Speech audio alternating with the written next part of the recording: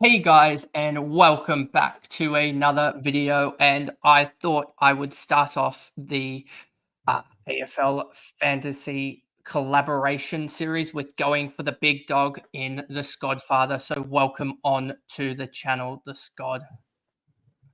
Thank you for having me, young man, and it's been an absolute pleasure. Well, it's going to be a pleasure because you're going to teach me a lot today. Okay, so I'm waiting.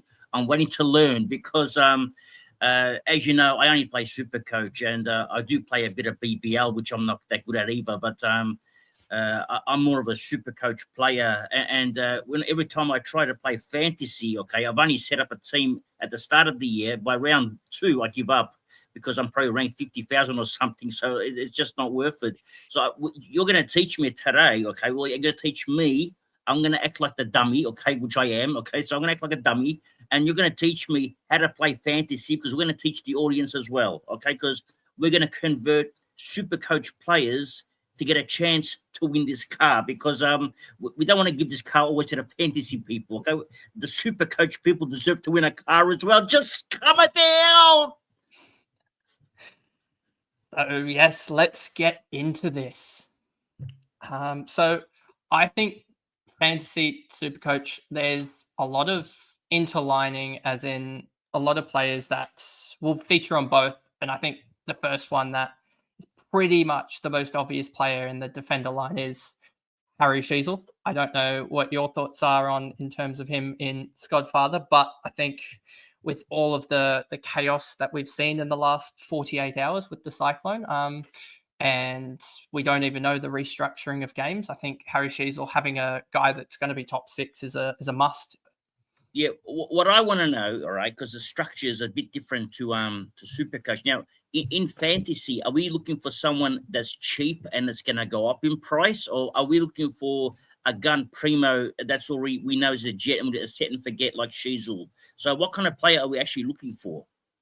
I think it's a combination of both. I think you need to have those, and I think you'll see it across a common team, the 3 or 4 type of captaincy options. But then outside of that, you're really looking to be able to, you probably go a little bit more what quote unquote mid price of madness type of approach, and you go and try and, instead of going a gun and a rookie, you go 2 mid prices and just see if those two can really combine. And if one of them's a keeper in the end, or just near enough that top 8, top 10 of the line, then that's sort of the route you go down. So I think you'll see it sort of D2 and that M3, M4 is where you'll start to see that mid pricer just come in and really dominate. And that's where I think it definitely switches up to Supercoach a little bit. Okay, so a player that takes kick-ins, for example, like let's say Whitfield, because we know he's a gun in Supercoach. How does he do in fantasy? Is he a gun in fantasy as well, or is it just Supercoach? Yeah, I think is roughly a 1-to-1 ratio, which is pretty good in terms of that. But I think with Whitfield, the thing is, I'm just worried about that him having the opening round and just being able to. And this is where I think it also differs a little bit in terms of that extra. I think it's 11 trades. With Whitfield, I'm less confident of being able to almost get that extra premium in Supercoach, whereas in Fantasy, with those extra 11 trades, you just have enough time to be able to generate cash to be able to get that extra primo. So you almost, that's the reason why you start those extra sort of riskier picks in the mid prices, because you can generate enough cash to get them up if they do fail. But if they don't fail, then you're almost one step ahead. Okay, now I'm going to ask a lot of questions. All right, so I'm not a police officer or an FBI agent. Just settle. Okay, now I'm going to ask the next question. I'm going to ask, because these are common questions that dummies that play Super Coach when they transfer to AFL Fantasy have no idea. Okay, now and I'm one of them. Let's say, for example, there's going to be a price rise for a player. All right, let's say, for example, we saw. Let's put Nick Martin in there, right? So Nick Martin has scored a 120, all right? Now, we don't know how much he's going to go up in price. How do we find out? Is there another app we can look? Because we don't have, like in SuperCoach, we have SuperCoach Gold. We can see what he's going to do, all right? But in Fantasy, we don't have this tool because unless we pay for membership, and I'm tight ass because I don't spend this kind of cash. So, where do we get this information from? I think the best way to see information about where to grab it would be the DFS site. I use that so regularly. If you're just looking at the it in on the home screen there's a fantasy price projector which gives you, I think, a 3-game fantasy, and you can then put the scores there, and then that'll give you the sort of price rises. As you know, with that's one of the differing factors with the fantasy and supercoach is the 3-game compared to 1-game price rise initially. And I think that's definitely has an impact on the type of rookies that you select in terms of on the bench and stuff like that, as you can take advantage of that slight mechanism change. And I'm just bringing it up here. I don't know if I can actually bring it up onto the screen. Here we go.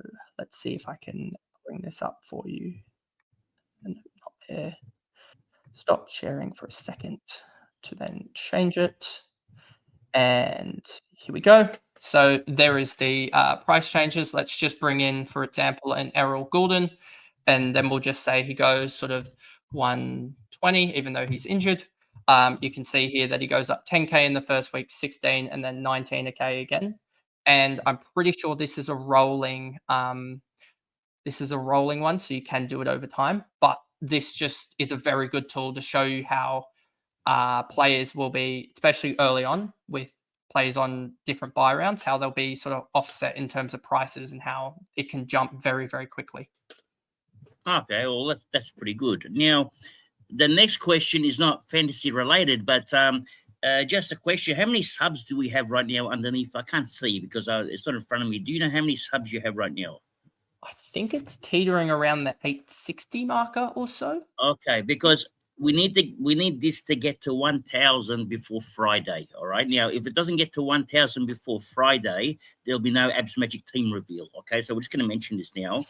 So this has to get to 1,000, or else you're not going to see Abs Magic team reveal in SuperCoach, because once we get it to 1,000, we want to cross 1,000 comfortably, maybe 1,050 in case some of you pull out later on. So 1,050, so this young man can start earning some cash for all the hard work he's doing. Okay, so that's going to be pretty fair. Now, the next question. Okay, now, when you do, let's go back to our team now. All right, so let's go to our team. 1 second. Let me bring this back up again. There we go. All right, now with our team. Now, you said that we're going to pick one gun. All right, so we got Sheezels for that. Now, for our second player. All right, so we're going to look for someone who's going to have a lot of disposals, okay, and is undervalued. Okay, so that's the player we're looking for. Is that correct? So that's yeah. I'll pretty much give you a little bit of a guide here of the sort of range, I would say, of the players.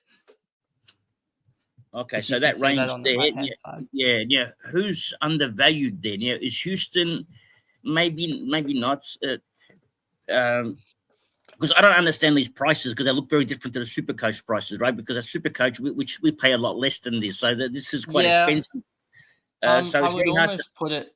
It's just under double, I feel like. So yeah, obviously with the magic number being like 10,000 or whatever, so it's obviously a little bit higher. But yeah, a lot of these guys in this range, what I try and look for is, I hate the word natural progression with a lot of these guys, like just they're just going to play the exact same role, exact same team, no injuries or anything like that. So what I really look for once I'm out of the gun players is there a role change? Is there an injury that's going to help them to sort of really gain 5-10 points, or do they have injuries or other things or subvests built into their score to really dampen their price point? And I think that's what you look for the next sort of 3 or 4 selections.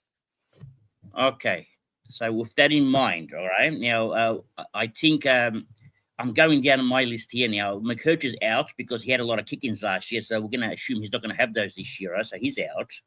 I think Jaden Short, is he cheap? Is that a good price? $825K now. Yes, he's a guy that is definitely in a lot of teams. He's in 35% of teams at the moment. He's a guy that at his best, I think, was 97 2 or 3 years ago and is priced at 80. And Richmond are going to be pretty poor this year, and the ball's just going to live down there.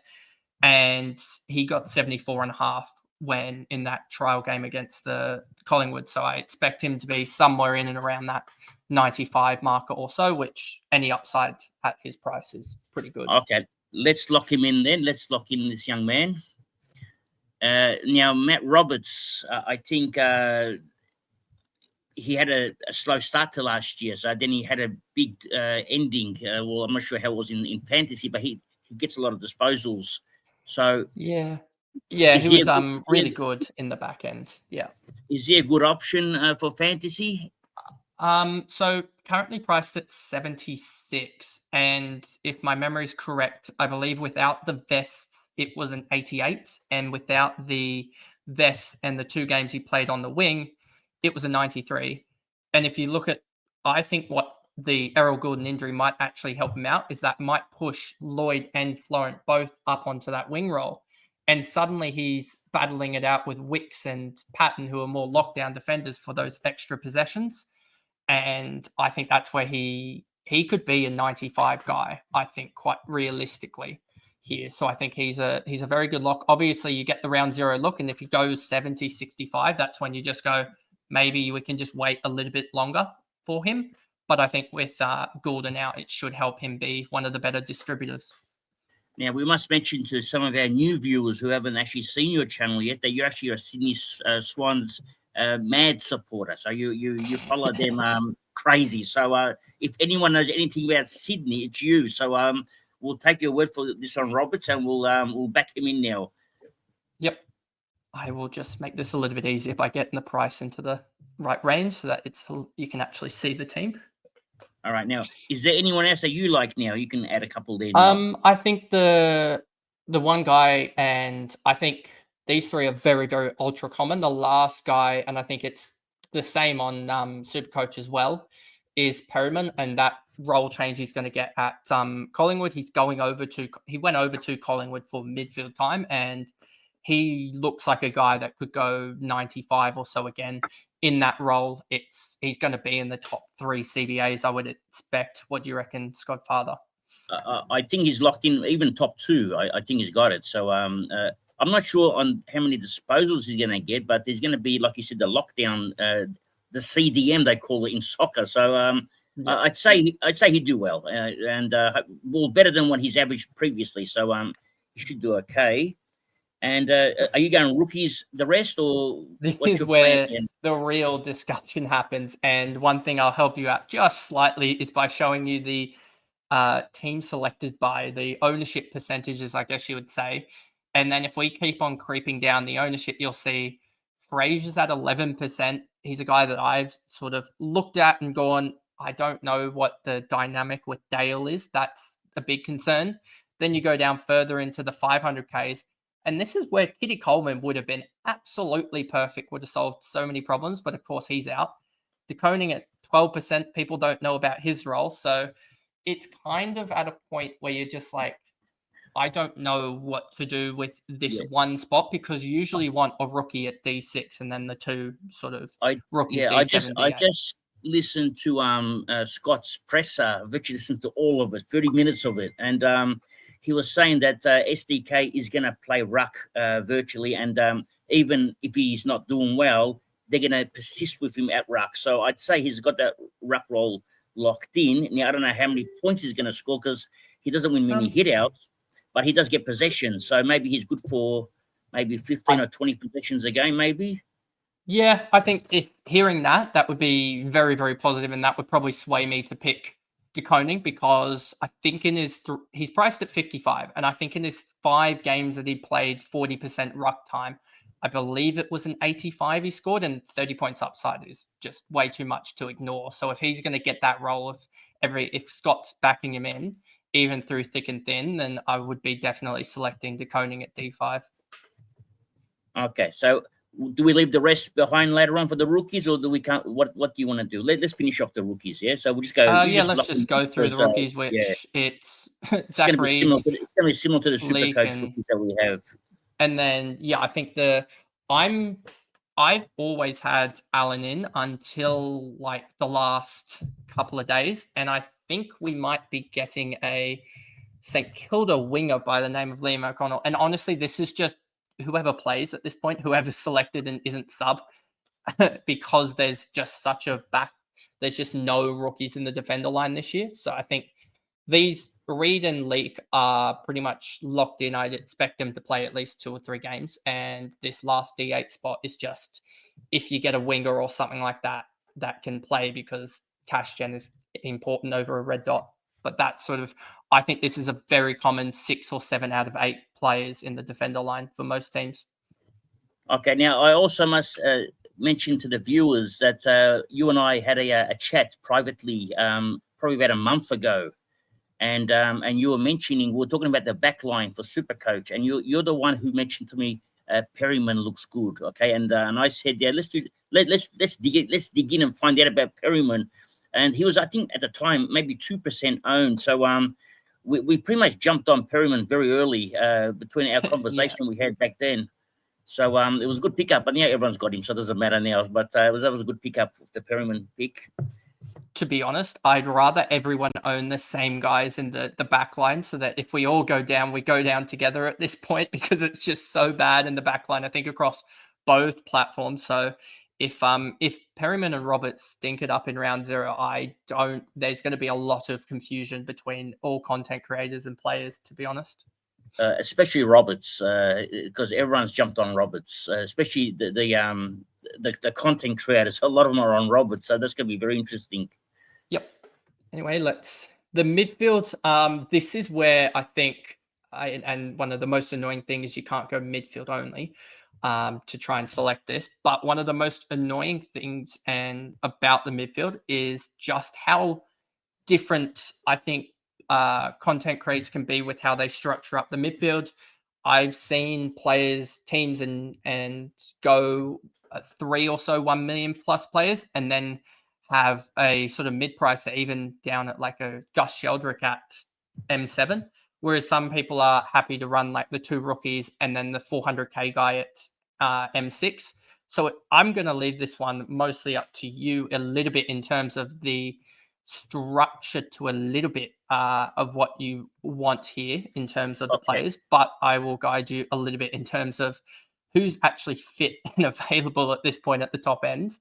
Yeah, I want Richards. I want my boy Ed Richards in here now. Is he going to be good at it? I think he's going to have a lot of possessions, so I think he should be decent. Or what do you think about it? Is he good for a fantasy? I think he could be. Yeah, I think he could be good in fantasy. I think he's going to be probably in most structures the M3. I think the obvious one here, which is common across all platforms, is Clayton Oliver at that M4 slot. I think that he is just going to be, these two could easily be, like, look at Oliver, 77. He's been a 105 guy. So he could be 30 points. Ed Richards, 86 when he was in the midfield overall, 86. So in the midfield, he could easily do 100, 105, and that amount of upside is absolutely huge. So I think he's a guy that, if you're trying to be a little bit cheap with the Trelaw and Bont injuries in there, he probably gets the run of it there in the Dogs midfield.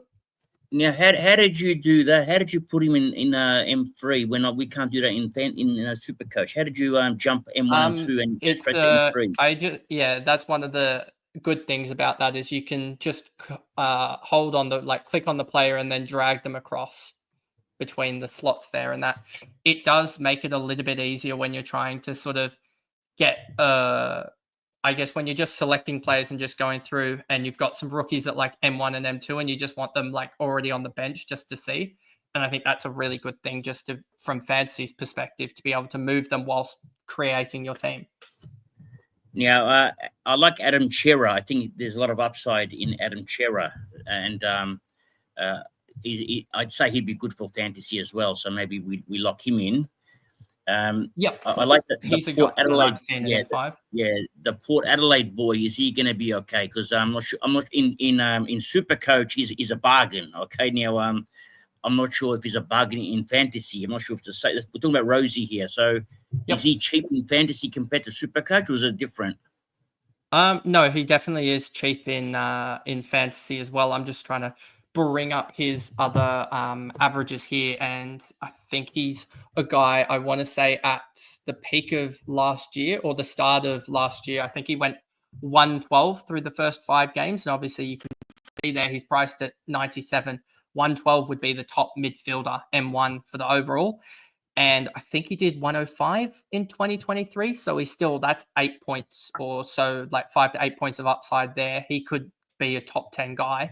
And he's priced, I think, 20th or 25th best in the mids line. So you're getting a top 10 guy for priced in the 20s.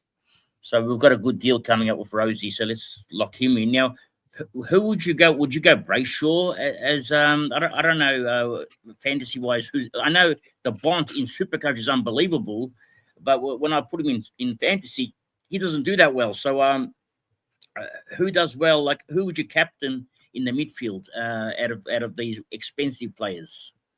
Well, if you look at this, Treloar's injured. Merritt has that extra game, so I wouldn't be touching him. Goulden's injured. Flanders is injured.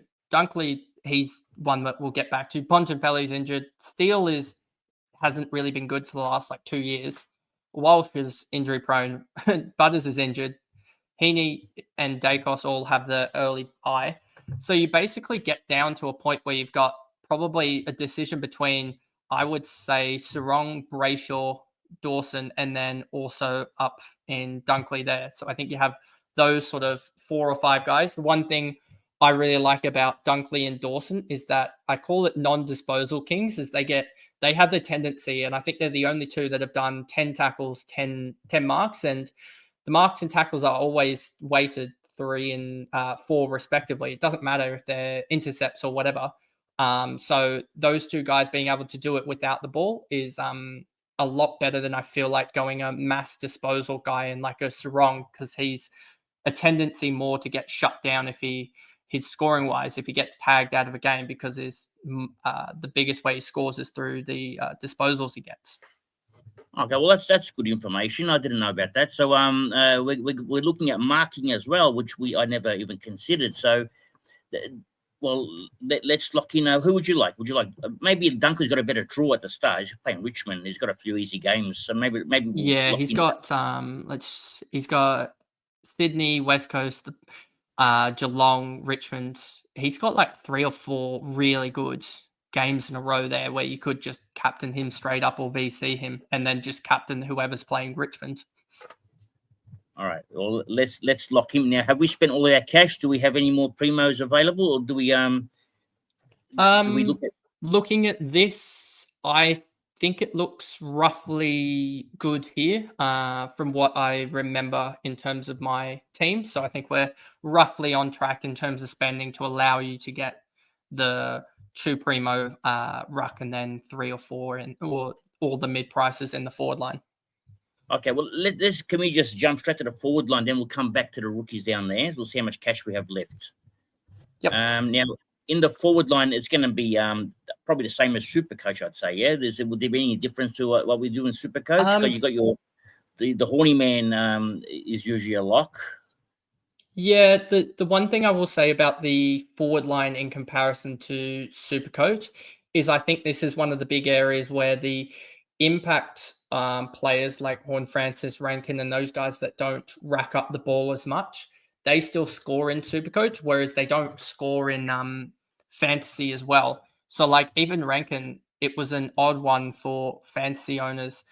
His game on the weekend, he's priced at 80, but he had that full-time midfield role, looked one of the better players on the ground, and I think he only went 90 or so like that. So some of these guys like Horne-Francis and Rankin, they look like they can pretty much win a game and only go 95 or 100 and then have that floor game where they go 40 or 50. So it's just a balance of, again, trying to find the Horne-Francis has an opening now with Butters. So that's why I'd probably select him at F1, whereas Rankin, I'm kind of I don't know about him too much comparative to other guys who are well unders. Now, before you mentioned a player's priced at such and such. Now, how do we work this out? How do we know how much the horny man is priced at? Where do you, what you're using? what kind of mathematics are we using here now?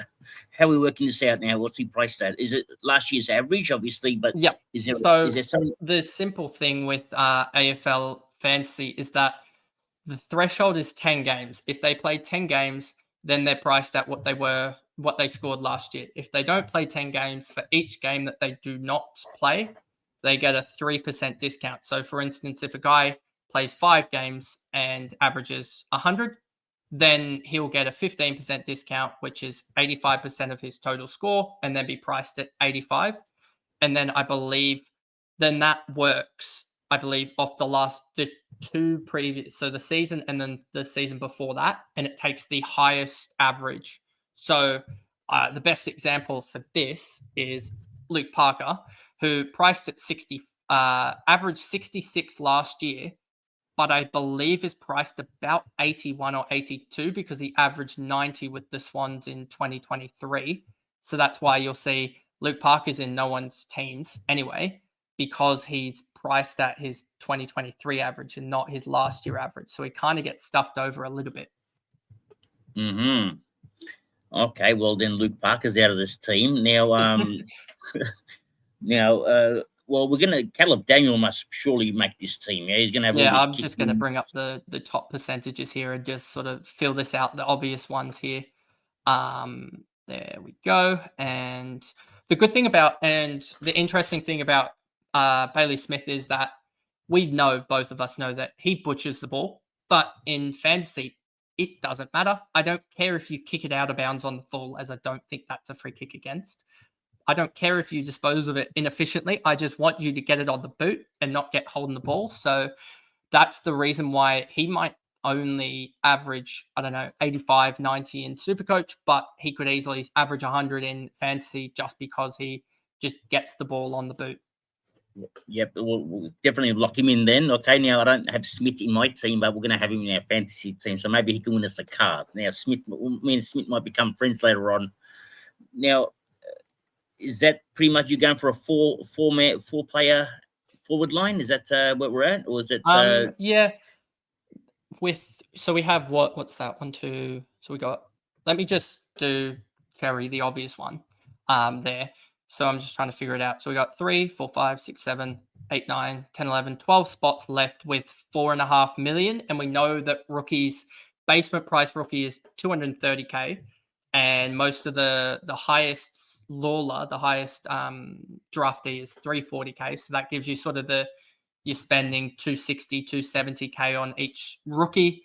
And if we have 11, 12 spots left with 4.5 million, and we still have sort of this primo ruck alongside maybe a couple of higher or lower end mid prices, then we're still on track here with what the usual team is.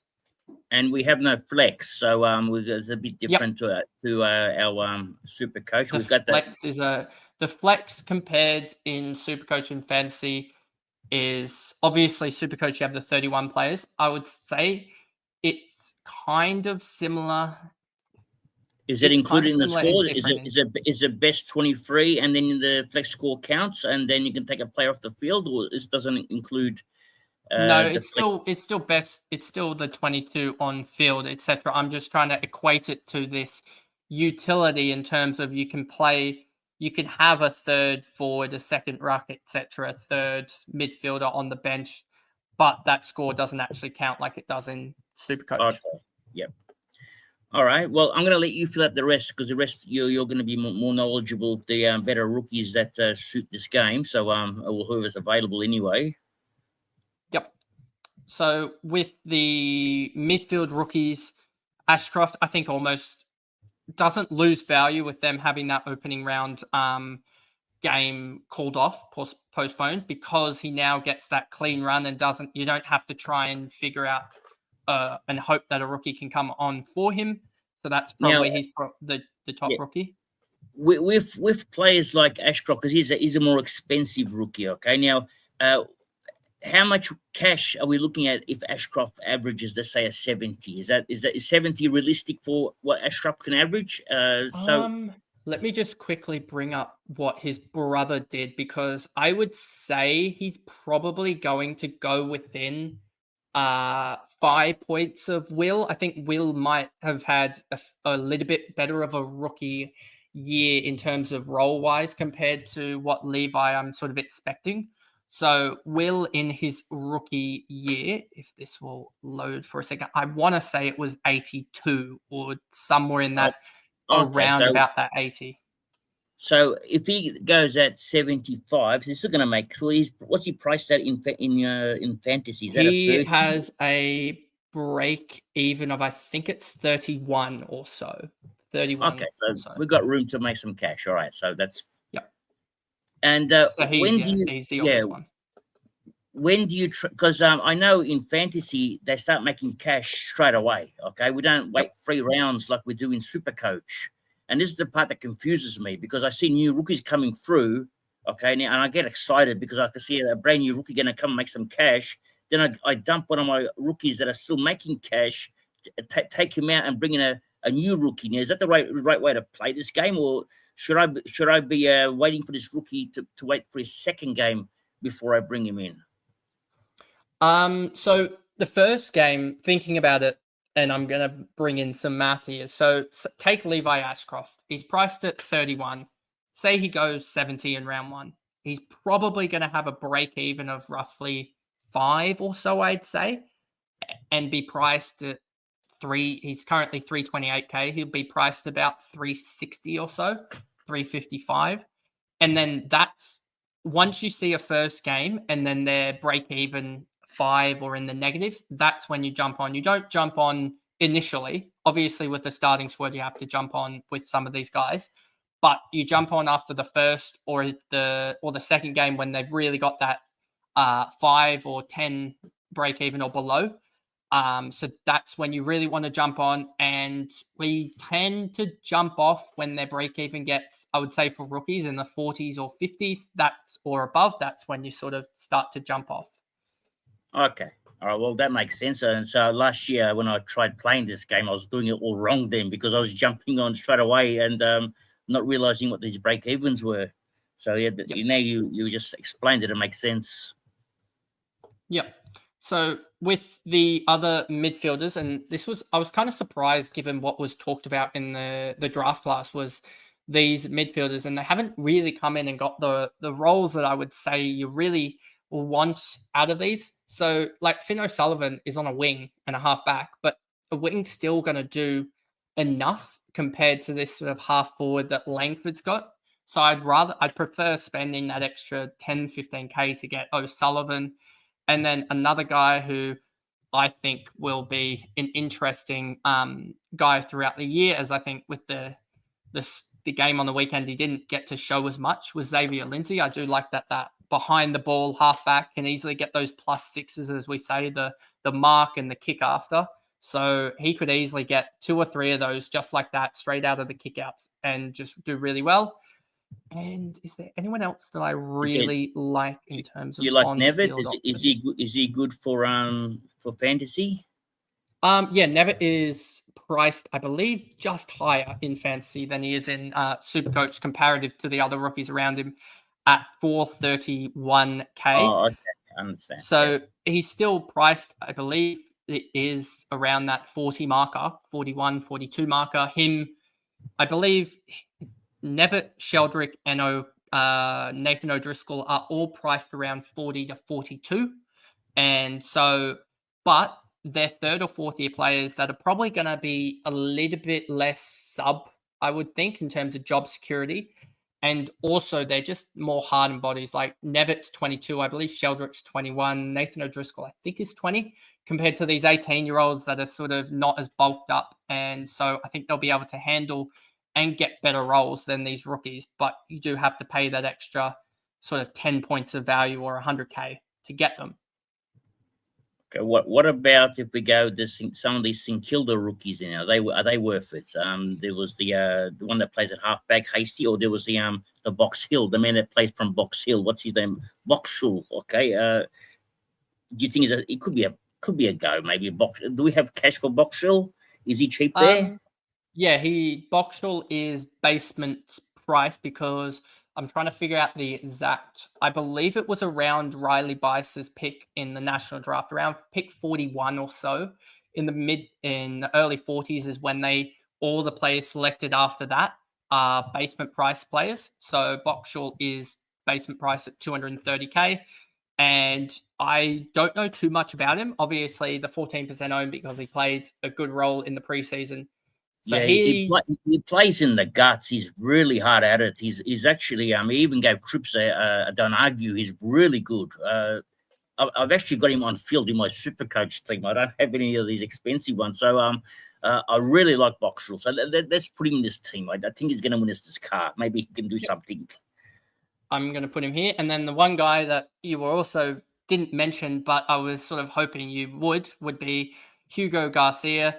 He is in so many teams at this MF5 role. I think he's priced at 41 or so, and he just looks to have that role. And obviously, in terms of fantasy and SuperCoach, with that extra trades, you can take the risk on these type of guys that the role might vanish very, very quickly, but you can, like Hugo Garcia and Sheldrick, who might after 3 or 4 weeks suddenly lose a role, but they might do enough damage in terms of cash generation and just getting you ahead of the game that you can gain so much cash and then easily just flip these guys down to a rookie that debuts or something like that, and then you can do an upgrade elsewhere. All right, well, let's lock in this young man. Now, I was contemplating putting him in my SuperCoach team, but I'm just too scared, so I didn't do that. So, but how many spots we got left? We still got a midfield spot. 6 spots and 2.5 million. And one of the ruck slot obviously is going to take up a fair portion of that, but I'll quickly just do Boyd's the obvious one, I think, at the 3 spot. It's interchangeable between him and Archer Reed. They're both basement price, so 230k doesn't really matter who you have there, I would say, at the R3. The R2 slot is an interesting debate, I would say, between a lot of people going TDK just because I'm hoping Voss figures out that TDK is a better player than Pitnet in terms of rucking solo versus duo for the team's sake. But I think just the value there, he's priced at 87. I think when he soloed, he went 102. So that's 15 points of upside for a premium priced player. That's just so much so much value there that you pretty much can't just not go there, I think. So what do you think about that? I was going to lock him in, but I was going to wonder about that West Coast Eagles ruckman, Flynn. Is he worth it? Is he? Because I know in SuperCoach everyone's gambling on him, but I don't know what his price is. He's priced at, I think, roughly that 60, 61 in fantasy, which I think is about 10 more than he is in SuperCoach. And also with ruckman, they tend to score a lot better in SuperCoach than they do in fantasy, and that's just due to the hitouts in general being worth 1 point in fantasy, whereas in SuperCoach, obviously, you have the hitouts to advantage that some players, nudge, nudge, Max Gorn, can get 20 of them in a game, and suddenly he puts up a 160, whereas a 160 game for him in SuperCoach would be like a 120. Yeah, let's pass on Flynn. Okay, let's give him the chop. So that means you got 1.38 million for 4 slots there. In terms of, there's an obvious selection in the forward line. Davidson, he's on a wing, and wingers don't tend to score terribly well, but he looks like he's got a job security there, and I wouldn't be surprised if he goes somewhere in that 55, 60 range, which is plus 30. Plus 30 is what you're sort of hunting for in fantasy, I would say. So he's the obvious F7, F8. And I think we all got one of the good things about Stone locked in as well. I think most of us have got Stone as well there. So I think we can lock him. One of the good things about Stone, Davidson, and a guy that I'm going to flag here is that if you look at the fixtures, Davidson plays on the Friday night in rounds 2 and rounds 3. One thing you could do is put the emergency on, and I'll grab the last guy I'm high on is Corey Warner. One thing you can do is, because these two have the rounds 2 and rounds 3 bye, is that if Davidson scores well, you can put him on here and then just have the bye player here, and then Davidson's score will count. If Davidson doesn't score well, then you get effectively a 7th forward in a best 18 scenario, which is just, it could be the difference of 10, 15, 20 points that you get there just because these guys are on the bye and he has the emergency loophole.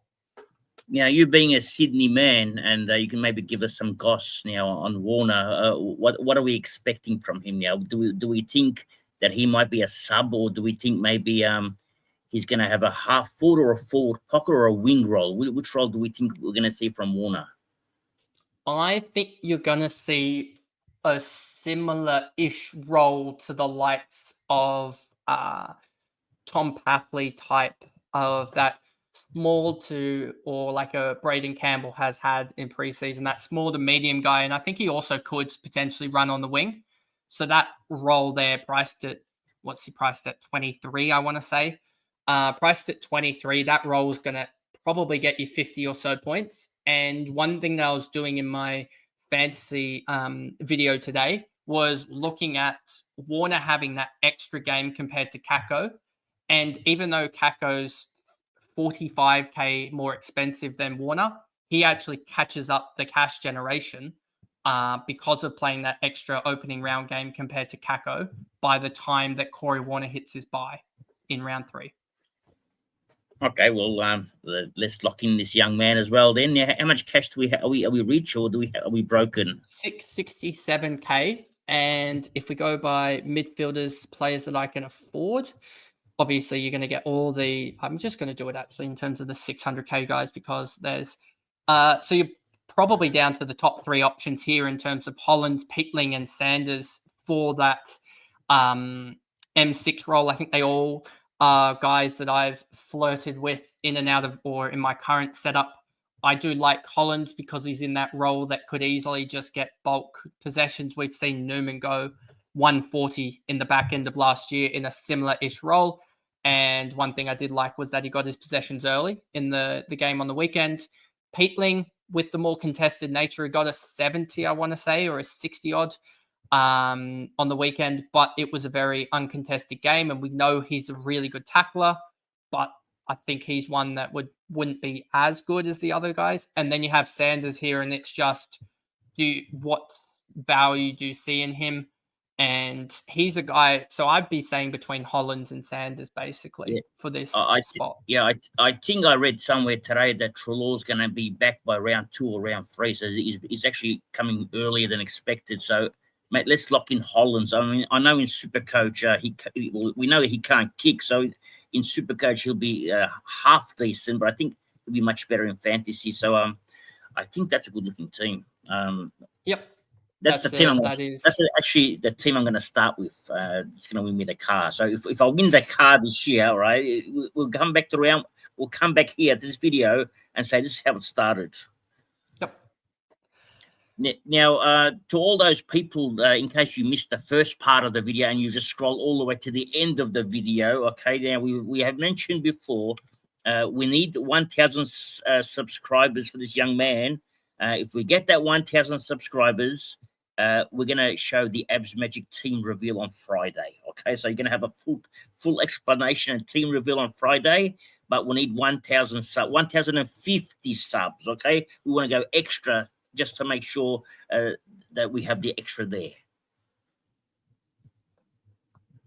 Very, very kind, Scott. Very, very kind. So anyway, it's been an absolute honor to have you on the channel, Scott. I loved the questions that you're able to throw at me and also keep me somewhat off of tangents a little bit. But I think this is an awfully strong team. Just looking at it here, I can see probably 20, 25 guys that I've got in my side currently just here. So it's a very, very common side, but it's also a side that has some good pointed differences like Ed Richards, who could in a role do really well. Josh Dunkley in a role could just absolutely explode and be a difference maker. And that's what you're looking for, I guess, to a little bit of a degree if you want to get ahead of the pack to win that all elusive car. Okay, well, if I do win the car, I'll promise to take you out for a cruise, all right, somewhere nice. Okay, we'll go for a romantic dinner for 2. Okay, just cover down. Oh, that would be amazing. But anyway, guys, I hope you guys enjoyed this collaboration, and I will see you guys in the comment section alongside many other videos from the Skodfather as we watch and learn from him, as he is one of the better guys in terms of Supercoach. But I've loved this collaboration, and I'll see you guys soon. Bye, guys. Bye.